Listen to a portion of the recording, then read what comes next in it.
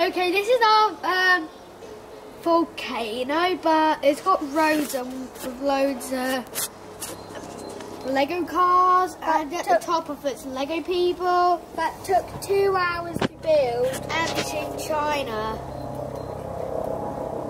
So we're now passing it round to have a look at. Because inside the hole there's rocks.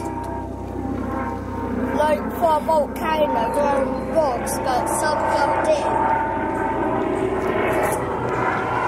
If you see here, we've got like some little grey bits as like some little bits and that.